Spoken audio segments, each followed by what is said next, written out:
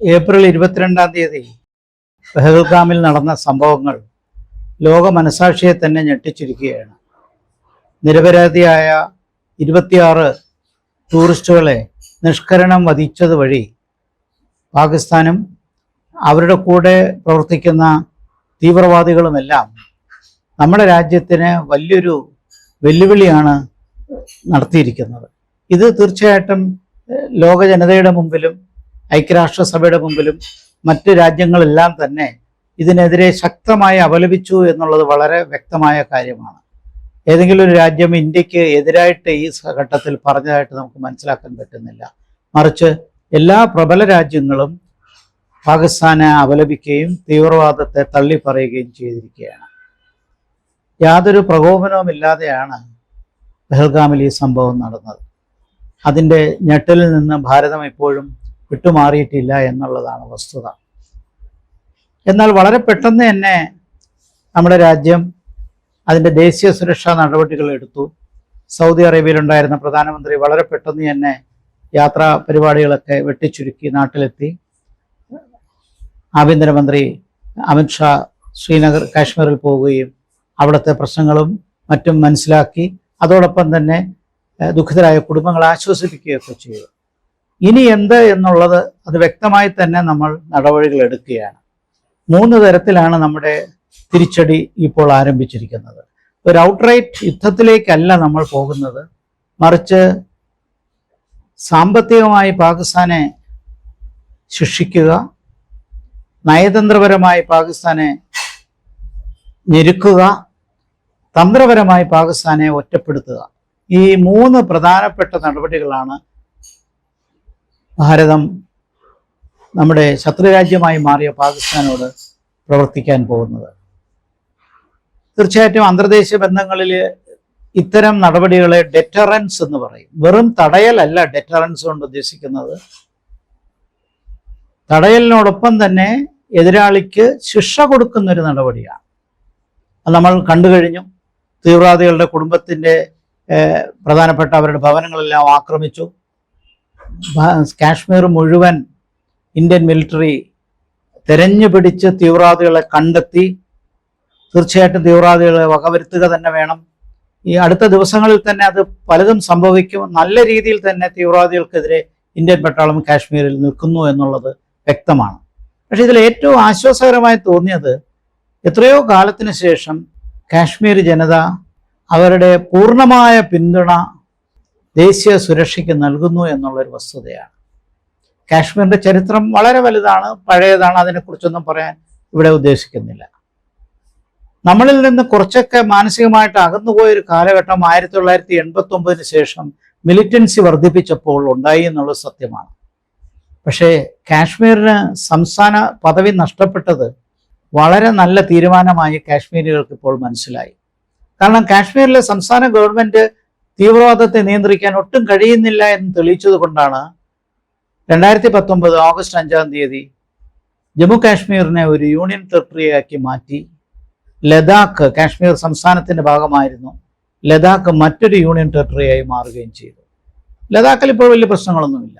പക്ഷെ ജമ്മു കാശ്മീർ ഒരു ടെറിട്ടറി ആയി എന്ന് മാത്രമല്ല, നമ്മൾ സുപ്രീം കോടതിയിൽ തന്നെ നമ്മൾ കൊടുത്ത വാക്ക് എത്രയും വേഗം അവിടെ തിരഞ്ഞെടുപ്പ് നടത്താമെന്നും സമാധാനം പുലരുന്നൊരു സാഹചര്യം വരുമ്പോൾ ഒരു പക്ഷേ സംസ്ഥാന പദവി കൊടുക്കുന്ന കാര്യം ആലോചിക്കാമെന്നും നമ്മൾ വാക്ക് കൊടുത്തതാണ്. ഇതനുസരിച്ച് നമ്മൾ തിരഞ്ഞെടുപ്പ് നടത്തി. വർദ്ധിച്ച ജനപങ്കാളിത്തത്തിൽ തന്നെ ഒരു പുതിയ ഗവൺമെൻറ് അധികാരത്തിൽ വന്നു.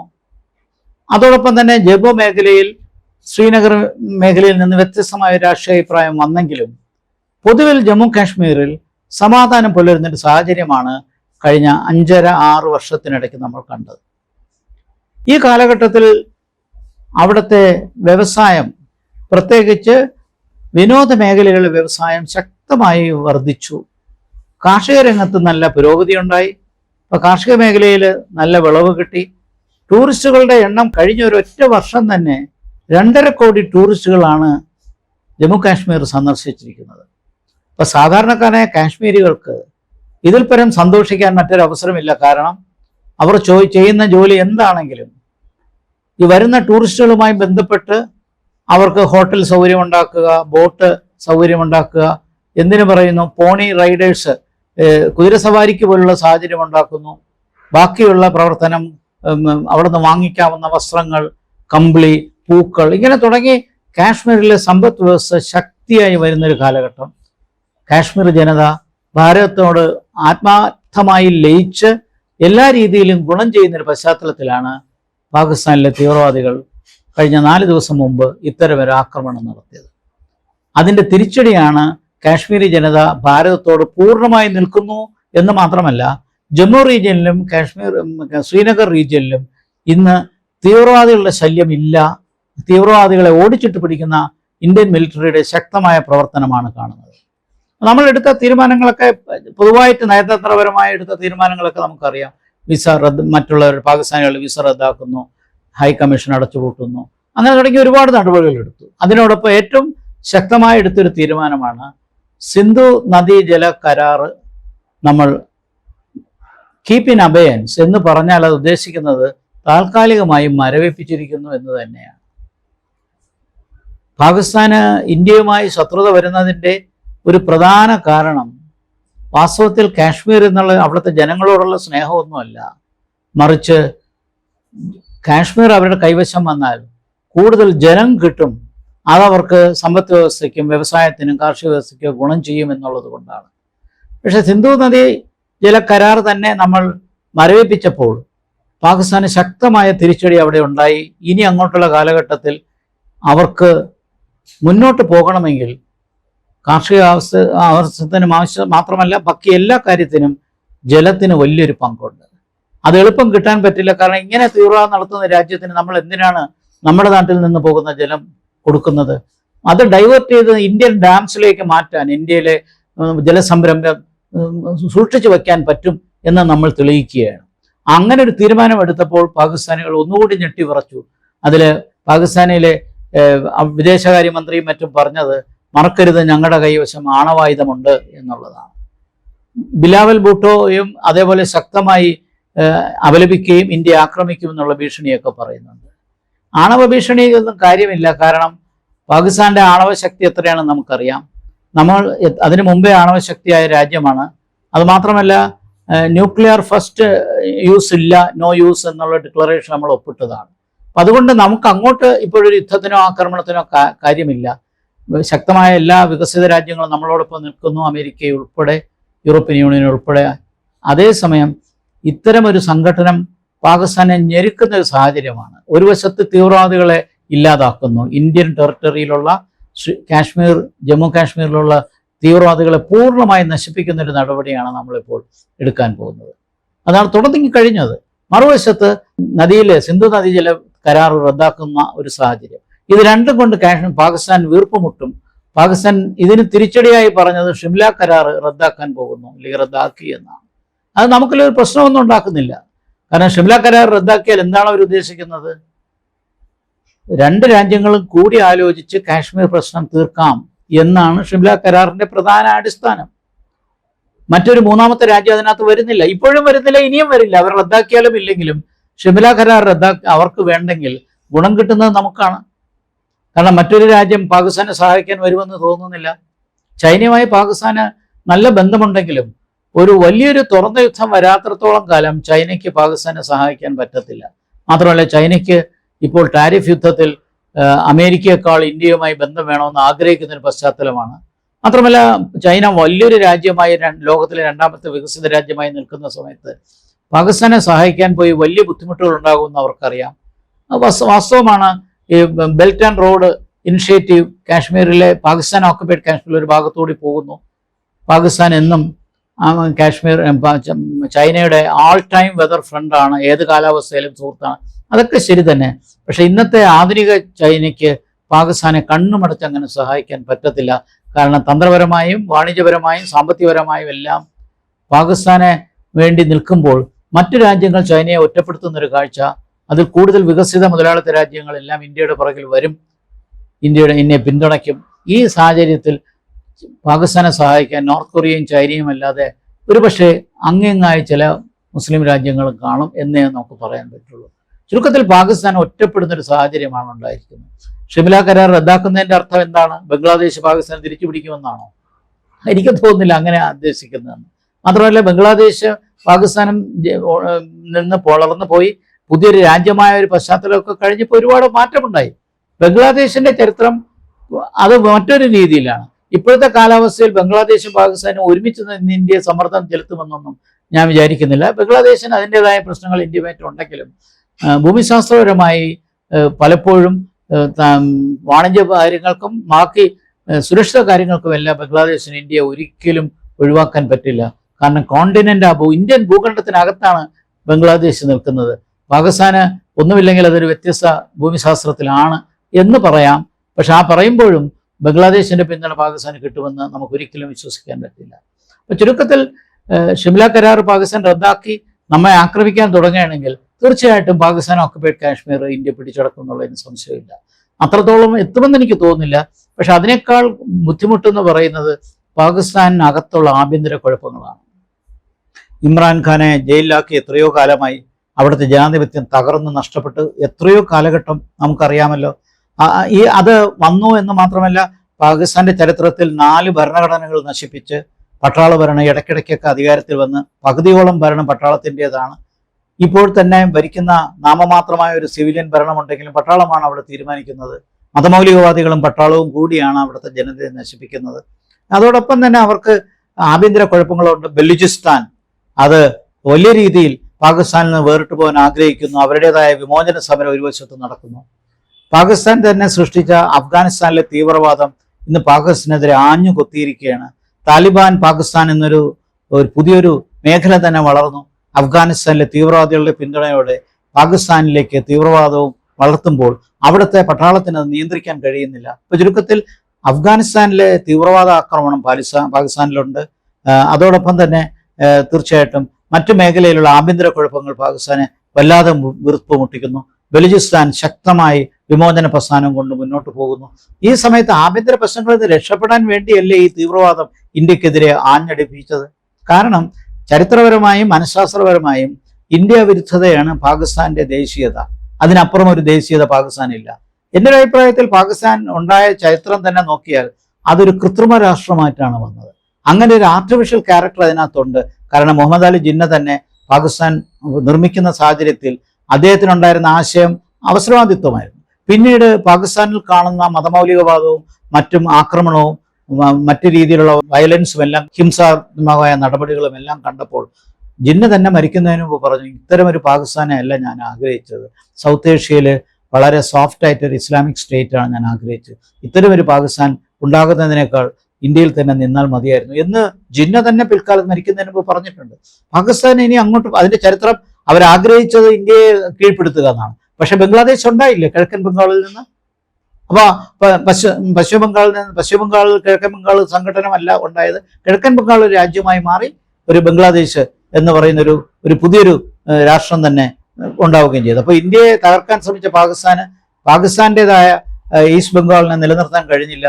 അത് മറ്റൊരു സ്വതന്ത്ര രാജ്യമായി മാറി. മാത്രമല്ല ബലൂചിസ്ഥാൻ മാറി വരാൻ ശ്രമിക്കുന്നു. ഇത്തരം സാഹചര്യത്തിൽ പാകിസ്ഥാന് വലിയൊരു നേഷൻ സ്റ്റേറ്റ് എന്നുള്ള നിലയിൽ വലിയൊരു ഭാവി കാണുന്നില്ല. സാമ്പത്തിക പുരോഗതി കാണുന്നില്ല. ഐക്യം കാണുന്നില്ല. ഏറ്റവും പ്രധാനമായി അവിടെ കാണുന്ന 2 ന്യൂനതകൾ എനിക്കിതിനപ്പുറം പറയാനുള്ളത്, ഒന്ന് പാകിസ്ഥാനിലെ ഒരു മിഡിൽ ക്ലാസ് ശക്തമായിട്ടില്ല. ചെറിയൊരു മിഡിൽ ക്ലാസ്സേ ഉള്ളൂ. അത് കൂടുതലും പട്ടാളക്കാരും അവരുടെ ബന്ധുക്കളും ഒക്കെയാണ്. അല്ലാതെ ഒരു നല്ലൊരു വ്യവസായ സമൂഹമോ അതുമായി ബന്ധപ്പെട്ട് വളർന്ന ഒരു ബ്യൂറോക്രസിയോ ഒരു വൈറ്റ് കോളർ കൾച്ചറോ അതല്ലെങ്കിൽ ഒരു പുതിയൊരു എക്കണോമിക് ക്ലാസ്സോ അവിടെ വളർന്ന് കണ്ടിട്ടില്ല. അപ്പോൾ മിഡിൽ ക്ലാസ് ദുർബലമാണ്. മറ്റൊരു ദുർബലത എന്ന് പറയുന്നത് അവിടെ ഒരു പൊതുസമൂഹമില്ല എന്നുള്ളതാണ്. ആ സിവിൽ സൊസൈറ്റി ഇല്ലാത്തതിൻ്റെ കുഴപ്പങ്ങൾ നേരത്തെ കണ്ടതാണ്. ഭരണഘടനയെ 4 പ്രാവശ്യം മറിച്ചിട്ട് പുതിയ ഭരണഘടന എഴുതി, ആ ഭരണഘടന മാറ്റി വീണ്ടും ഭരണഘടന എഴുതി, ഇതിനൊക്കെ പുറമെ കോടതികളെ നാമമാത്ര അധികാരിയാക്കി റബ്ബർ സ്റ്റാമ്പാക്കി മാറ്റി സിവിലിയൻ ഭരണത്തിന് എന്നും പട്ടാളത്തിന് കീഴ്പ്പെട്ടുകൊണ്ടിരിക്കണം. ഏത് കാലത്തും പട്ടാളം തീരുമാനിക്കുന്ന ആളാണ് പ്രസിഡന്റ് അല്ലെങ്കിൽ പ്രധാനമന്ത്രി ആകുന്നത്. ഇത്തരം പശ്ചാത്തലത്തിൽ പാകിസ്ഥാന് എങ്ങനെ മുന്നോട്ട് പോകാൻ പറ്റും? അപ്പോൾ സിവിൽ സൊസൈറ്റി സ്ട്രോങ് അല്ല, മിഡിൽ ക്ലാസ് ഇല്ല. അപ്പോൾ എന്ത് ഫ്യൂച്ചറാണ് പാകിസ്ഥാനെ സംബന്ധിച്ചിടത്തോളം? അപ്പോൾ എന്നും ഇന്ത്യയെ ആക്രമിച്ച് ഇന്ത്യയുമായിട്ടുള്ള പകവീട്ടൽ നടത്തി അങ്ങനെ ജനങ്ങളെ ഒരുമിപ്പിക്കാൻ ശ്രമിക്കുന്നു എന്ന് പറയുന്നത് വാസ്തവത്തിൽ ഒരിക്കലും അതൊരു പോസിറ്റീവ് ആറ്റിറ്റ്യൂഡല്ല. അതുകൊണ്ട് തന്നെ ലോകരാഷ്ട്രങ്ങൾ പാകിസ്ഥാനെ മറ്റൊരു തീവ്രവാദ രാഷ്ട്രമായി മുദ്രകുത്തും എന്നുള്ളതിന് സംശയമില്ല. ഇതിൻ്റെ അർത്ഥം നമ്മൾക്ക് മിണ്ടാതിരിക്കാൻ പറ്റും എന്നല്ല. നമ്മൾ തീർച്ചയായിട്ടും നമ്മുടെ ദേശീയ സുരക്ഷ ശക്തി ആർജിക്കണം. പാകിസ്ഥാനുമായിട്ട് നോക്കുമ്പോൾ നമ്മുടെ സൈനിക ശക്തി വളരെ വളരെ മുൻപിലാണ്. ലോകത്തിലെ 4ാമത്തെ സൈനിക ശക്തിയാണ് നമ്മൾ. അതൊക്കെ ശരിയാണ്. പക്ഷെ ഉത്തരവാദിത്വമില്ലാത്തൊരു രാഷ്ട്രമാണ് പാകിസ്ഥാൻ എന്നുള്ളത് കൊണ്ട് അവരെ സംബന്ധിച്ചിടത്തോളം ആണവ ആയുധം ഉപയോഗിക്കാൻ അവർ മടിക്കാത്ത രാജ്യമാണ്. അപ്പം നമ്മൾ അക്കാര്യത്തിൽ വളരെ ജാഗ്രത പാലിക്കണം. കാരണം ഒന്നും നഷ്ടപ്പെടാനില്ല എന്ന നിലയിൽ പാകിസ്ഥാൻ ചെയ്യുന്ന ആത്മഹത്യാ പ്രവൃത്തികൾ അയൽപ്പക്കത്തുള്ള നമ്മളെതിരെ ടാർഗറ്റ് ചെയ്യുന്ന ഏത് കാലത്തും നമുക്കതിനെ ഒരിക്കലും അംഗീകരിക്കാൻ പറ്റില്ല. അതുകൊണ്ട് തന്നെ ഒരു കൺവെൻഷണൽ യുദ്ധത്തിലേക്ക് പാകിസ്ഥാൻ വരില്ല. കാരണം പാകിസ്ഥാൻ തവിടുപൊടിയാകും ഒരു കൺവെൻഷണൽ യുദ്ധത്തിൽ വന്നാൽ. മറ്റു രീതിയിലുള്ള ഒരു അൺകൺവെൻഷണൽ വാർ, പ്രത്യേകിച്ച് ന്യൂക്ലിയർ ആയുധങ്ങൾ, ആണവായുധങ്ങൾ പ്രയോഗിക്കാനുള്ള സാഹചര്യങ്ങൾ പാകിസ്ഥാൻ ശ്രമിച്ചാൽ അതിനെ നമുക്ക് ചെറുക്കേണ്ടി വരും. അതുകൊണ്ട് തന്നെ നമ്മൾ എല്ലാ മേഖലയിലും ജാഗ്രത പാലിക്കണം. ഇത് നമുക്ക് കാശ്മീരിനെ നന്നാക്കി എടുക്കാൻ പറ്റുന്ന ഏറ്റവും വലിയ അവസരമാണ്. കാരണം എനിക്ക് തന്നെ കാശ്മീരിലുള്ള അധ്യാപക സുഹൃത്തുക്കളും ഗവേഷക സുഹൃത്തുക്കളും ഒക്കെ ഉണ്ട്. അവരുമായിട്ടൊക്കെ സംവദിപ്പിച്ചപ്പോൾ അവർ പറയുന്നത് കാശ്മീരിൻ്റെ ഫൈനസ്റ്റ് അവറാണ്. കാരണം ഇത്രയും മനോഹരമായ ഒരു മുഹൂർത്തം കാശ്മീരിൽ ഉണ്ടായിട്ടില്ല. കാശ്മീരിൻ്റെ ആത്മാവ് പൊതുസമൂഹം ഭാരതത്തോടൊപ്പമാണ്. അവർക്ക് തീവ്രവാദം കൊണ്ട് മതിയായി. കഴിഞ്ഞ 6 വർഷത്തിനിടയ്ക്ക് ജമ്മു കാശ്മീരിലുള്ള സാമ്പത്തിക പുരോഗതി ആസ്വദിച്ച് മനസ്സിലാക്കി. അവിടുത്തെ അടിസ്ഥാന വികസന സൗകര്യങ്ങളുണ്ടായി. അവിടെ എത്രയോ വലിയ പുതിയ ഫാക്ടറികൾ വന്നു, ശാസ്ത്ര മേഖലകളുണ്ടായി, ശാസ്ത്ര സ്ഥാപനങ്ങളുണ്ടായി, കേന്ദ്ര സർവകലാശാലകളുണ്ടായി എന്ന് തുടങ്ങി ജമ്മുവിലും കാശ്മീരിലും ഉണ്ടായ അഭൂതപൂർവമായ വളർച്ച കഴിഞ്ഞ 6 വർഷത്തിനിടയ്ക്ക് അവിടുത്തെ ജനതയ്ക്ക് നന്നായിട്ട് മനസ്സിലായി. അതുകൊണ്ട് തന്നെ അവർ പൂർണ്ണമായിട്ടും ഭാരതത്തിൻ്റെ ഒപ്പം നിൽക്കുകയാണ്. വളരെ ഒരു 0.5% മാത്രം വരുന്ന ഒരു തീവ്രവാദ വിഭാഗമായിരിക്കാം, 1% പോലും കാണത്തില്ല. അവരാണ് ഈ കുഴപ്പങ്ങളൊക്കെ കാണിക്കുന്നത്. അത് പലപ്പോഴും നമ്മൾ ശ്രദ്ധിക്കേണ്ട ഒരു കാര്യം. ഒരു ടെററിസ്റ്റിനെ സംബന്ധിച്ചിടത്തോളം അയാൾക്ക് എപ്പോഴും ലക്ഷ്യം നേടണമെന്നില്ല. പക്ഷെ അയാൾ ഒരിക്കൽ നേടിയാൽ നമുക്ക് വലിയ തിരിച്ചടിയാണ്. പക്ഷെ നമ്മൾക്ക് എപ്പോഴും നമ്മൾ ശരിയുടെ ഭാഗത്ത് നിൽക്കണം, ധർമ്മത്തിന്റെ ഭാഗത്ത് നിൽക്കണം. അതോടൊപ്പം ജനങ്ങളെ രക്ഷിക്കുകയും വേണം. അപ്പൊ അതുകൊണ്ട് നമ്മൾ ഏത് സമയവും തീവ്രവാദ ആക്രമണം ഏത് ഭാഗത്തും ഉണ്ടാകാനുള്ള സാധ്യതയുണ്ട്. കുറച്ചു നാൾ മുമ്പ് നമ്മൾ കണ്ടതാണ്. തഹൌർ റാണ പാകിസ്ഥാനിൽ ജനിച്ച ഒരാളാണ്, കനേഡിയനാണ്. ഈയിടയ്ക്ക് അറസ്റ്റ് ചെയ്ത് നമ്മുടെ നാട്ടിലേക്ക് ഇന്ത്യയിലേക്ക് കൊണ്ടുവന്നു. അദ്ദേഹത്തിന്റെ മൊഴിയിൽ നിന്ന് തന്നെ ഡേവിഡ് ഹെഡ്ലിയും അദ്ദേഹവും കൂടെ ഇന്ത്യയിലെ പല ഭാഗങ്ങൾ സന്ദർശിച്ചു. തീവ്രവാദ ആക്രമണത്തിന് കൊച്ചിയിൽ പോലും താല്പര്യമുണ്ടാക്കി എന്നുള്ളതാണ്. അപ്പോൾ തഹൌർ റാണ ഇപ്പോൾ ഇന്ത്യൻ ജയിലിലാണ്. നാഷണൽ ഇൻവെസ്റ്റിഗേഷൻ ഏജൻസി ചോദ്യം ചെയ്തുകൊണ്ടിരിക്കുകയാണ്. മറ്റൊരു സാഹചര്യം എന്താണ്? അമേരിക്കയിലെ വൈസ് പ്രസിഡന്റ് സന്ദർശിക്കുന്ന സാഹചര്യത്തിലാണ് ഈ ആക്രമണം. അപ്പം നമുക്ക് ലോകത്തിന് മുമ്പിൽ വളരെ വ്യക്തമാണ്, നമ്മൾ ഒരു പ്രൊവക്കേഷനും ഇല്ലാത്ത നമ്മളെ, പ്രത്യേകിച്ച് വളരെ നിരായുധരായ നിരപരാധികളായ സന്ദർശകരെ ആക്രമിക്കുന്ന ഈ കിരാതമായ പ്രവർത്തനത്തെ ഒരിക്കലും ന്യായീകരിക്കാൻ പറ്റില്ല. നമ്മളെ സംബന്ധിച്ചോളം നമുക്ക് ആത്മധൈര്യമുണ്ട്, ആത്മവിശ്വാസമുണ്ട്. തിരിച്ചടിക്കുക തന്നെ വേണം. തീർച്ചയായിട്ടും ഇതിൽ നിന്ന് മാറാൻ ഭാരതത്തിന് ഒരിക്കലും കഴിയില്ല. നമ്മളങ്ങനെ പിന്നോക്കം പോകേണ്ട ഒരാവശ്യവുമില്ല. നമ്മുടെ ശക്തി എന്താണെന്ന് തെളിയിച്ചാൽ, ആ ശക്തി ഇടയ്ക്ക് നന്നായിട്ട് കൊടുത്താൽ മാത്രമേ പാകിസ്ഥാൻ അത് മനസ്സിലാവുകയുള്ളൂ. അതാണ് ഞാൻ പറഞ്ഞത്. ഡെറ്ററൻസ് എന്ന് പറയുമ്പോൾ വെറും പ്രതിരോധമല്ല, ആ തടയലല്ല, ആക്രമണത്തോടുകൂടി ശിക്ഷാ നടപടികൾ നടത്തുന്ന ഒരു ഡെറ്ററൻസ് ആണ്. ആ രീതിയിലുള്ള ഒരു പ്രതികരണമാണ്. ആ പ്രതികരണം നമ്മൾ തുടങ്ങിയത് 3 മേഖലയിലാണ്. തന്ത്രപരമായി, സ്ട്രാറ്റജിക്കലായി, നയതന്ത്രപരമായി, ഡിപ്ലോമാറ്റിക്കായിട്ട്, സാമ്പത്തികപരമായി, എക്കണോമിക്കലായിട്ട്. ഈ 3 മേഖലയിൽ കൂടി പാകിസ്ഥാനെ വീർപ്പുമുട്ടിക്കുക. അങ്ങനെ അവരുടെ നിലപാട് മാറ്റി അവർക്ക് അവരുടെ പരമ്പരാഗതമായ സാഹചര്യത്തിൽ നിന്നും മാറിയേ പറ്റൂ. പക്ഷേ എനിക്ക് പാകിസ്ഥാനെ സംബന്ധിച്ചിടത്തോളം കഴിഞ്ഞ കുറേ വർഷങ്ങളായി സൗത്ത് ഏഷ്യൻ രാഷ്ട്രീയം പഠിക്കുന്ന ഒരാളെന്നുള്ള നിലയിൽ എനിക്ക് തോന്നിയിട്ടുള്ളത് പാകിസ്ഥാന് അവിടെ ജനാധിപത്യം വളരാനുള്ള വളക്കൂർ ഒട്ടുമില്ല എന്നും അതുകൊണ്ട് തന്നെ അവിടെ പൊതുസമൂഹം ശക്തിപ്പെടുന്ന ഒരു സാഹചര്യവുമില്ല. അപ്പോൾ പാകിസ്ഥാൻ അന്ന് ഉണ്ടായപ്പോൾ അന്ന് ഇന്ത്യൻ കോണ്ടിനെന്റിൻ്റെ അകത്ത് കിഴക്കൻ ബംഗാളും വെസ്റ്റ് പാകിസ്ഥാനും 2 ഘട്ടങ്ങളായി മാറി നിന്നപ്പോൾ അന്ന് ഗാന്ധിജി തന്നെ അദ്ദേഹത്തോട് ജിന്നയോട് ചോദിച്ചതാണ്, എങ്ങനെ ഈ ആയിരക്കണക്കിന് മൈലുകൾക്കിപ്പുറം നിങ്ങൾക്കൊരു ഭാഗം ഇന്ത്യക്കകത്ത് നിന്ന് പ്രവർത്തിക്കാൻ പറ്റും? അന്ന് പുച്ഛത്തോടുകൂടി ജിന്ന പറഞ്ഞത്, ഞങ്ങൾ ഒരു മതത്തിൽ പെട്ടവരാണ്, അതാണ് നമ്മുടെ ദേശീയത, അതുകൊണ്ട് ഞങ്ങൾ ഒറ്റക്കെട്ടാണ്, ബെറ്റർ വറി മിസ്റ്റർ ഗാന്ധി എന്നാണ് അദ്ദേഹം പറഞ്ഞത്. പക്ഷേ അനുഭവം എന്താണ് തെളിയിച്ചത്? കിഴക്കൻ ബംഗാൾ മറ്റൊരു രാജ്യമായി. ഇനി ബലൂചിസ്ഥാൻ നാളൊരു കാലത്ത് മറ്റൊരു രാജ്യമാകുമോ? പാകിസ്ഥാനിലെ ആഭ്യന്തര കുഴപ്പങ്ങൾ ഒരുപാടുണ്ട്. പക്ഷെ ഇത് പറയുമ്പോഴും നമുക്ക് ബുദ്ധിമുട്ടുള്ളത്, പാകിസ്ഥാൻ ഇനിയും പിളർന്നു പോയാൽ, ഇനിയും ചിതറിയാൽ അതും ഇന്ത്യക്ക് കൂടുതൽ പ്രശ്നങ്ങൾ ഉണ്ടാക്കും. ചെറിയ ചെറിയ തീവ്രവാദ രാഷ്ട്രങ്ങൾ ഉണ്ടാകുന്നത് നമ്മുടെ ഭൂഖണ്ഡത്തിന് നല്ലതല്ല, ലോകത്തിന് നല്ലതല്ല. ജനാധിപത്യമാണ് വരേണ്ടത്. പക്ഷെ നിർഭാഗ്യവശാൽ പാകിസ്ഥാൻ ജനാധിപത്യത്തിൽ നിന്നും പൊതുസമൂഹത്തിൽ നിന്നും എത്രയോ അകലെയാണ്.